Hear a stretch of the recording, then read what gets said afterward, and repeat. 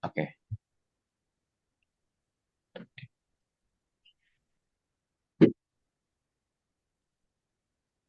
Assalamualaikum warahmatullahi wabarakatuh. Selamat sore bagi kita semua. Kami selaku dari kelompok dari tugas mata kuliah dinamika struktur, di mana di sini tugas itu kami menganalisa bangunan silo yang mana kami merupakan dari kelompok dua yang terdiri atas empat kelompok, di mana ada Aditya Rihadatul IC dengan NPM 2106, 630-896, Kurniang dengan NPM 2106-727-411, lalu dengan Aditya Kadafi dengan NPM 2300213, dan saya sendiri itu Muhammad Rifki Halim 2406-375-144. Tugas besar ini terdapat ada 5 bahasan. Yang pertama ada pendahuluan, yang kedua pembebanan struktur, yang ketiga modelisasi struktur, yang keempat hasil desain, dan yang terakhir kelima itu penutup berupa kesimpulan dan saran. Yang pertama itu pendahuluan, standar dan peraturan, spesifikasi material, sistem struktur, dan metode analisis akan disampaikan langsung oleh Aditya Lihat Silahkan Adit. Yang pertama ini mengenai data umum dari bangunan silonya itu sendiri. Jadi untuk bangunan silonya ini memiliki diameter 22 meter dan juga tingginya itu 48 meter.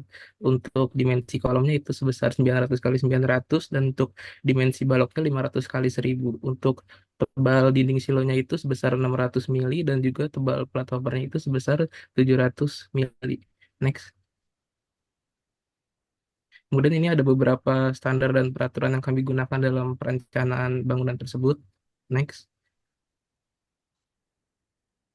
Untuk material yang kami gunakan di sini adalah material beton bertulang, di mana untuk betonnya sendiri memiliki kekuatan tekan sebesar 40 MPa dan untuk baja tulangannya menggunakan baja tulangan sirip yang memiliki kekuatan tarik sebesar 525 MPa dan kuat leleh sebesar 545 MPa.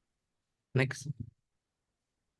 Dan untuk sistem strukturnya, di sini ada 2 jenis, yaitu ada sistem struktur pemikul beban gravitasi, yang mana terdiri atas elemen horizontal, yang berupa sistem plat lantai hopper dan balok beton bertulang, dan juga ada elemen vertikal, yaitu berupa kolom beton bertulang. Untuk struktur pemikul beban gempanya, jadi bangunan hopper ini masuk ke jenis struktur bangunan non-gedung yang memiliki faktor R sebesar 3, omega 0 sebesar 1,75, dan CD sebesar 3. Next.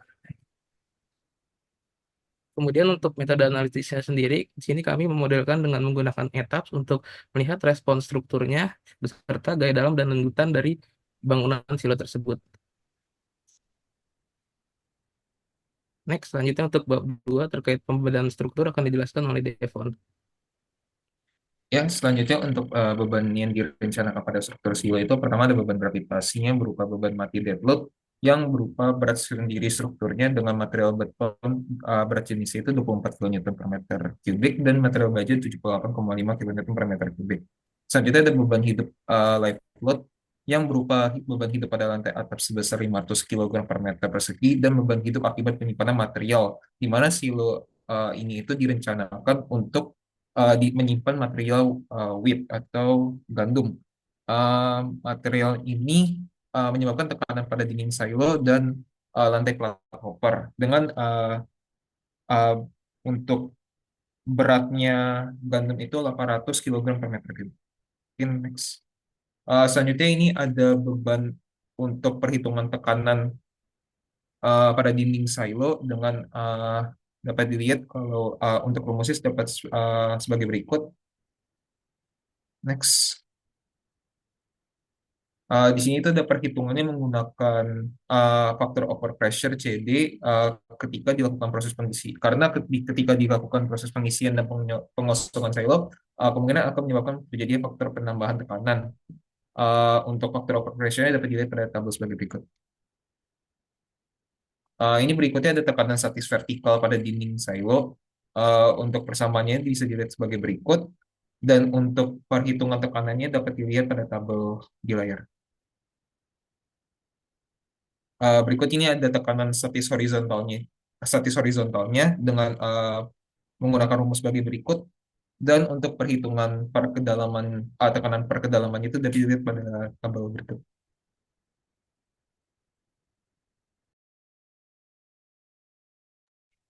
Ya, untuk yang berikutnya ini ada perhitungan gaya geser material pada tinggi silo.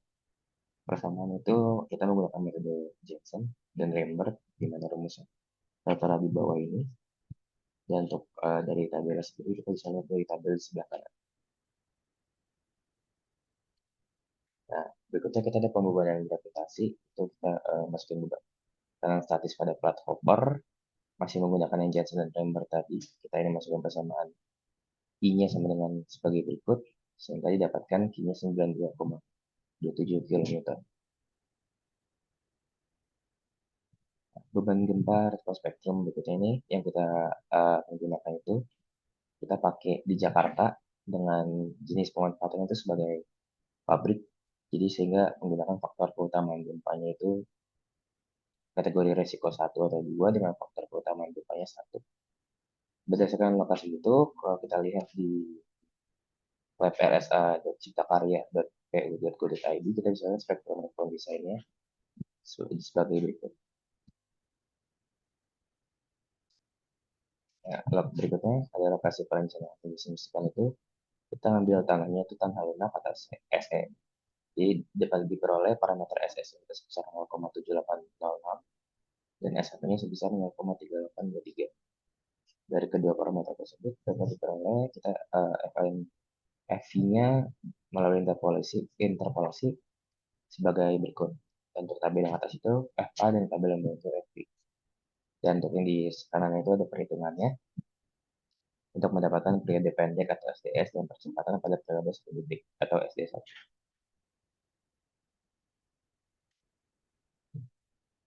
Ya, yang berikut ada parameter SDS dan SD1. Nah, di sini kita bisa lihat untuk nilai SDS itu lebih dari 0,5 dan untuk nilai SD1-nya itu lebih dari 0,5. Nah, bangunan tersebut ya, itu dikategorikan sebagai kategori D dengan jenis sistem rangka pemikul momen khusus atau disebut SRM PMK. Dan untuk bangunan dengan sistem rangka pemikul momen biasa diperoleh koefisien modifikasi responnya itu atau R sebesar 3. Dan untuk omega 0-nya sebesar 3. Dan faktor pembesaran defleksi atau disebut sebagai CD itu sebesar 5,5 sesuai dengan tabel di samping. Oke, selanjutnya terkait beban gempa respons spektrum, di mana tadi rekap dari data sampaikan pada tabel berikut. Kemudian terkait beban gempa riwayat waktu linear atau time history, di mana pada 7923 SNI 1726 tahun 2019, jumlah riwayat percepatan tanah yang digunakan tidak kurang dari 3 pasang komponen ortogonal, di mana penentuan data riwayat percepatan tanah didasarkan pada periode ulang, lokasi, kelas, situs, magnitud, dan jarak gempa. Dan untuk data percepatan tanah ini diperoleh dari website Pacific Research Center atau Natural Hazard Risk and Resiliency Research Center atau NHR3. Setelah kita dapat data tersebut, kita lakukan pencocokan dengan data respons spektrum yang dapat dilihat secara langsung menggunakan software spektral dilakukan dengan rentang 0,8 T lower hingga 1,2 T upper dengan rendah persen dan nilai error tidak boleh lebih dari 10%.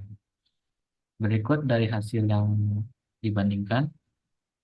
Kemudian untuk kombi ini diambil berdasarkan SNI 2847-2019, di mana masing-masingnya ada combo 1, combo 2, combo 3 hingga combo 7. Di mana pengaruh beban seismik horizontal EH dan beban seismik vertikal EV harus ditentukan berdasarkan persamaan berikut, di mana EH sama dengan dikali QE, kemudian EV sama dengan 0,2 dari SDS dikali beban mati ditambah dengan beban mati. Dan berikut rekapnya pada tabel di sampingnya. Kemudian untuk modelisasi struktur, yaitu terdapat properti penampang, penggambaran model, penginputan beban gravitasi, penginputan beban gempa, kombinasi pembebanan, dan pemodelan time history. Yang modelisasi struktur, di sini kami memodelkan struktur silo di etaps untuk versinya 20, di mana lantai dasar kita asumsikan itu dengan tumpuan jepit dan sistem struktur silo sebagai SPRMB atau sistem pemikul rangka momen biasa, di mana kolom dan balok itu dimodelkan sebagai elemen frame dan plat dimodelkan sebagai shell tin. Dan untuk ini kita eh, untuk momen inersia efektif dari kolom kita ambil itu 70% dari momen inersia grossnya. Kemudian untuk karena diasumsikan sebagai balok kotak, maka momen inersia efektif kita kalikan 2 kali dari IE itu menjadi 70%. Dan terakhir untuk plat lantai kita desain momen inersianya sebesar 25% dari momen inersia gross. Selanjutnya, Kemudian ini untuk penginputan properti material pada software etapsnya. Jadi yang kami input itu ada material beton dengan kuat tekan 40 MPa dan juga material baja turangan dengan jenis BJTS 420B. Next. Kemudian ini untuk penginputan section dari komponen balok dan juga kolom. Untuk baloknya sendiri di sini menggunakan balok berukuran 500 kali 1000 dan untuk kolomnya sendiri menggunakan kolom berukuran 900 kali 900 mili. Next. Kemudian ini untuk penginputan properti penampang plat dan juga dinding, di mana keduanya ini memiliki ketebalan 600 mili. Next. Kemudian ini hasil penggambaran model yang kami lakukan di software etap tersebut.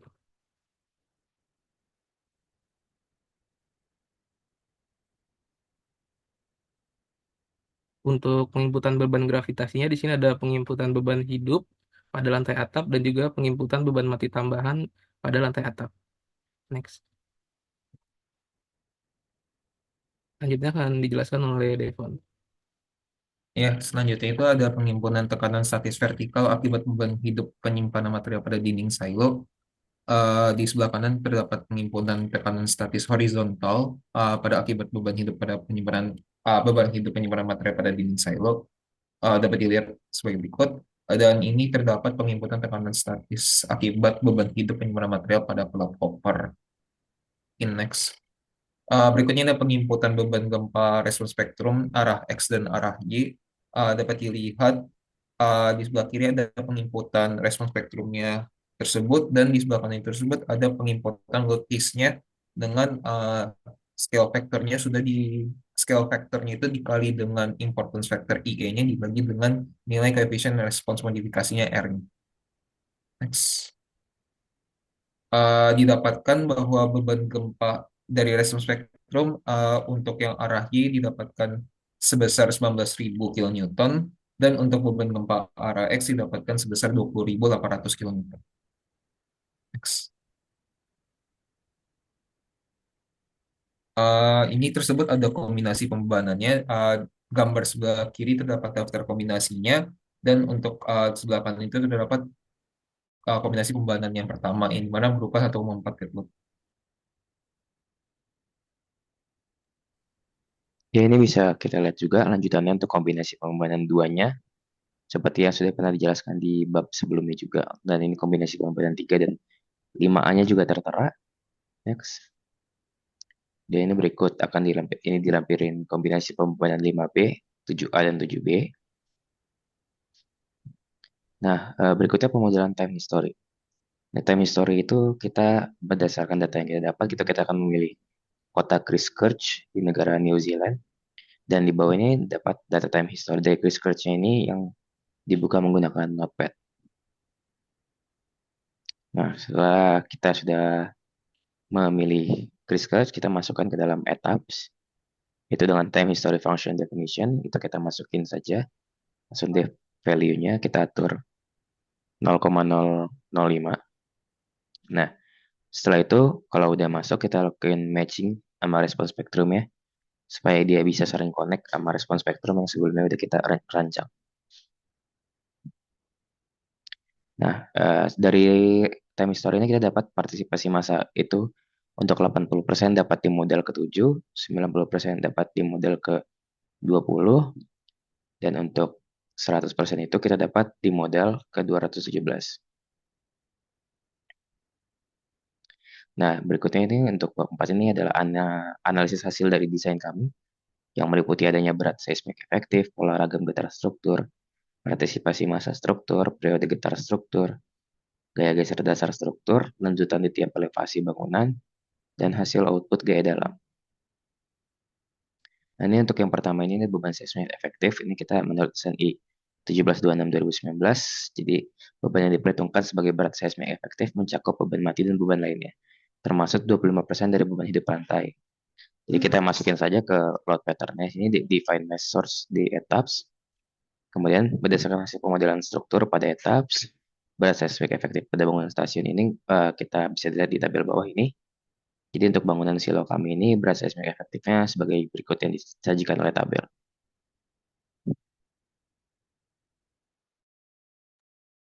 Oke, selanjutnya terkait pola ragam getar, di mana untuk pola ragam getar struktur pada hasil pemodelan harus memenuhi kondisi translasi pada mode pertama dan kedua, dan rotasi itu pada mode ketiga.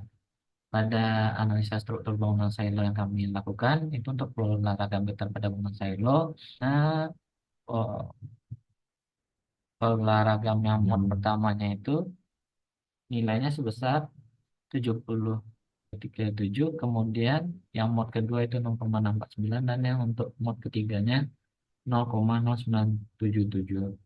Dan untuk olahraga yang ke 80% yang telah disampaikan tadi itu terdapat pada modal ketujuh. Kemudian untuk olahraga getar modal 90% itu terdapat 10. Dan yang terakhir itu untuk olahraga getar modal 100% itu pada mod ke 217. Kemudian dasarnya itu berdasarkan SNI 1726 2019. Untuk analisis dinamik harus disertakan jumlah ragam yang cukup untuk mendapatkan partisipasi massa paling sedikit 90% dari massa aktual dalam masing-masing arah horizontal respon yang ditinjau. Lalu pada hasil yang kita lakukan dengan menggunakan etaps pada bangunan silo, untuk mode ke-20 itu sudah kita dapatkan partisipasi massa ragam paling sedikit 90%. Kemudian terkait periode yang diperoleh, yang kita dapat dari pemodelan, kita bandingkan dengan TA dan Tmax yang diperoleh berdasarkan hasil perhitungan manual, di mana beberapa parameter, yaitu ada parameter CU, parameter CT, dan X, dan kemudian barulah kita dapat mencari nih TA dan Tmax-nya. Lalu untuk periode struktur pada bangunan silo sudah berada pada rentang TA dan Tmax, sehingga periode yang digunakan sebesar 0,2 second untuk arah X dan 0,229 second untuk arah Y. Kemudian untuk metode statik ekuivalen, itu dapat koefisien respons seismik yang diperoleh sebesar 0,221, di mana hasil tersebut sudah berada di antara nilai CS max dan C, yang mana untuk tabelnya dapat kita lihat pada koefisien respons seismik di bawah. Kemudian setelah kita dapatkan nilai CS tadi, melakukan perhitungan gaya geser statik yang nantinya itu dapat dijadikan acuan untuk menentukan faktor penskalaan gaya. Dari ini kita dapat hasilnya untuk gaya geser statik pada tabel di bawah. Oke, selanjutnya kami sampaikan.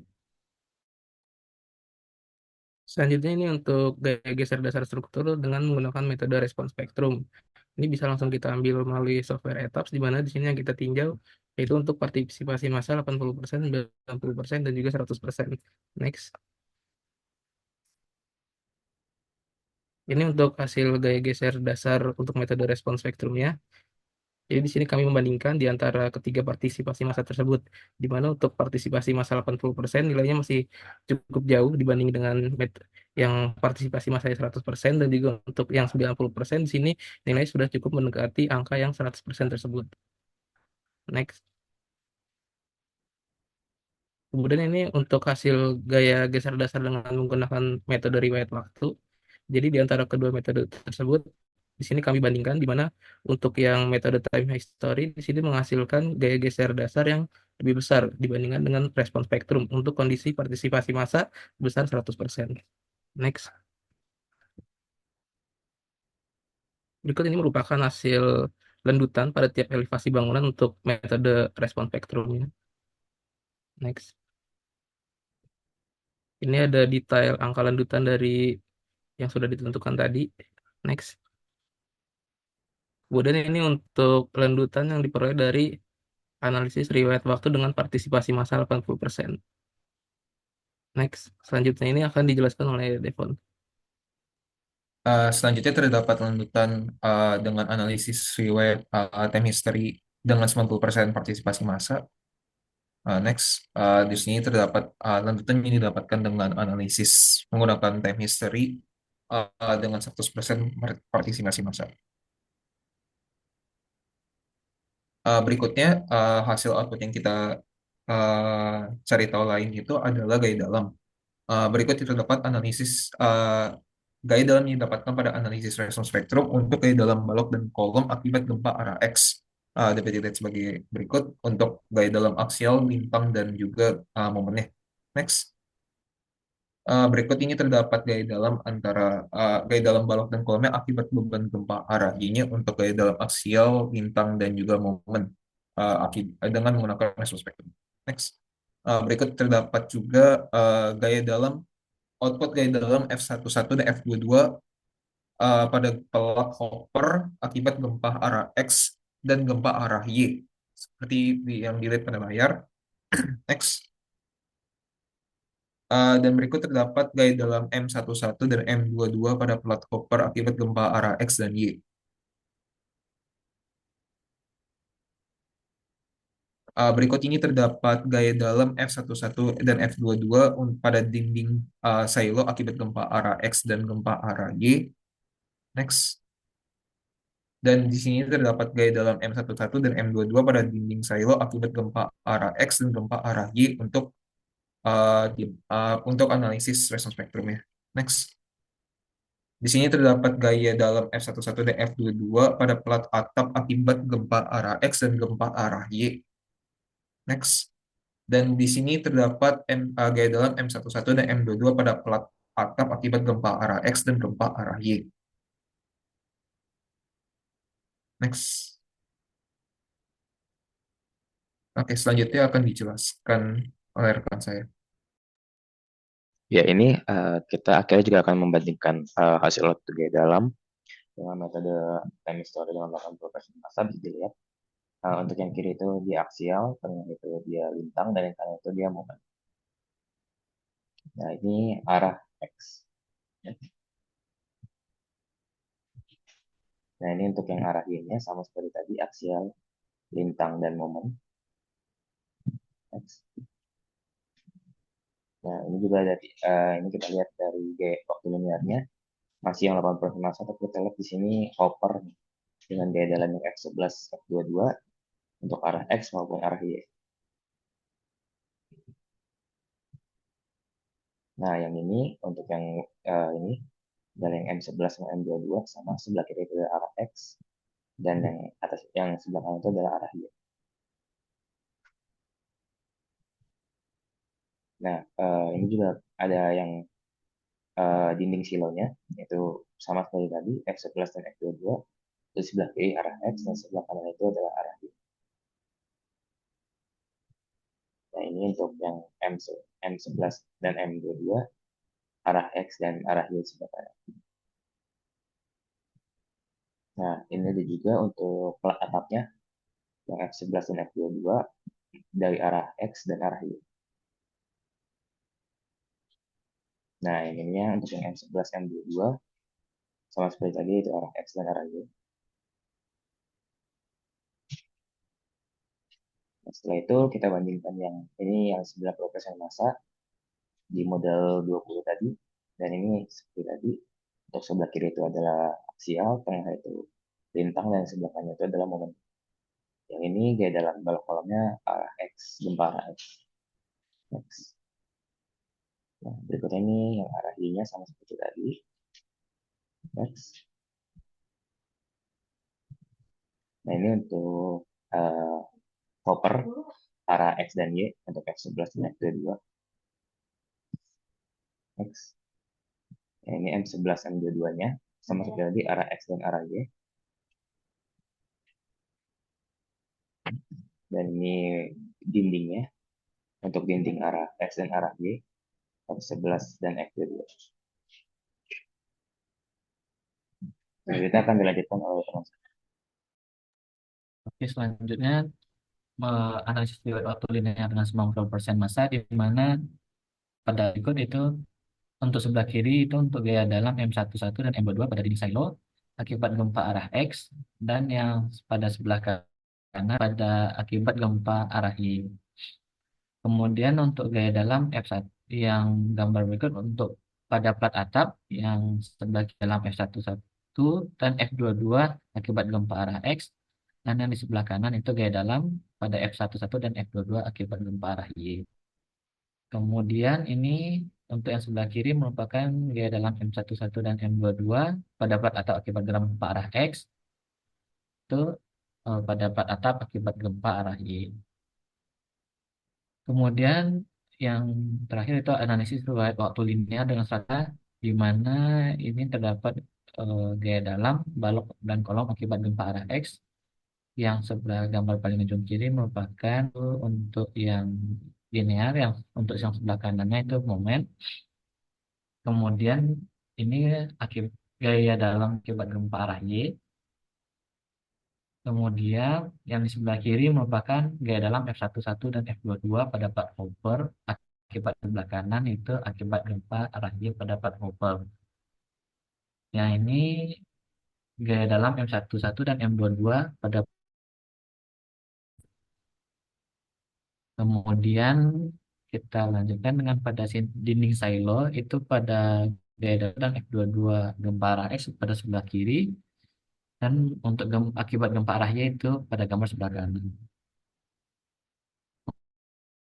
Silo itu akibat gempa arah X pada gambar sebelah kiri, dan akibat gempa arah Y itu pada gambar sebelah kanan. Kemudian untuk plat atap ini F11 dan F22-nya akibat gempa arah X, dan yang sebelah kanan akibat gempa arah Y. Dan untuk yang gaya dalam M11 dan M22 yang sebelah kanan itu akibat gempa arah X, dan yang sebelah kiri akibat gempa arah Y. Kemudian untuk yang terakhir itu penutup, yaitu berupa kesimpulan dan saran. Bulan itu hasil analisis statik ekuivalen memberikan nilai base shear, defleksi, dan gaya dalam terbesar pada arah beban gempa yang ditinjau. Kedua itu analisis dinamik respons spektrum dan analisis time history memberikan respon berupa base shear, defleksi, dan gaya daripada yang dihasilkan oleh analisis statik ekuivalen yang sudah kita dapatkan tadi. Kemudian yang ketiga itu pada analisis respons spektrum terdapat gaya defleksi dan gaya dalam yang lebih besar pada arah perpendikular terhadap arah gempa yang ditinjau dibandingkan pada hasil gempa statik, di mana kondisi arah pembebanan yang lebih real dibandingkan statik ekuivalen yang hanya mengkonsider gerakan translasi dari bangunan. Efek ketidakbenturan dapat digunakan lebih baik dengan dinamik dibandingkan analisis statik ekuivalen. Kemudian yang keempat, itu pada analisis time history dengan yang kita gunakan itu Chris charts, diperoleh nilai respon yang lebih kecil dibandingkan analisis respons. Tetapi hal ini tetap konvergen dengan hasil respons strukturnya yang lebih kecil dibandingkan analisis. Itu sesuai yang kita sebutkan pada SNI 1726, pasal 791 dan 792 terkait penskalaan gaya gempa. Hal ini merupakan persyaratan di mana gaya gempa dihasilkan pada dinamis yang diskalakan ke analisis statis dengan tujuan supaya kondisi kekakuan dan aktual dari sifat dan perilaku bangunan. Kemudian yang terakhir itu pada kesimpulan yang keenam, sesuai yang kita sebutkan tadi pada SNI 1796 pasal 7923 itu dipersyaratkan 3 riwayat waktu percepatan tanah yang dicocokkan secara spektral, di mana pada proses studi kasus percepatan gempa saja dengan 3 riwayat waktu minimal, maka kondisi salah satu percepatan riwayat waktu yang kurang sesuai dapat terhindarkan dan didapat kembali tersebut.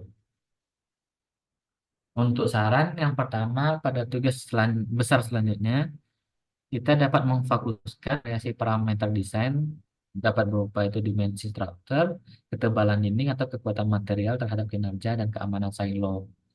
Lalu itu kita dapat melakukan evaluasi terhadap pengaruh bentuk geometri sendiri. Itu bisa berupa silindris, berupa prismatik atau konikal terhadap distribusi tegangan dan stabilitas struktur. Sekian penjelasan terkait analisis bangunan silot dari mata kuliah dinamika struktur dari kelompok kami.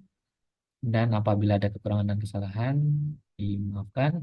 Terima kasih. Assalamualaikum warahmatullahi wabarakatuh.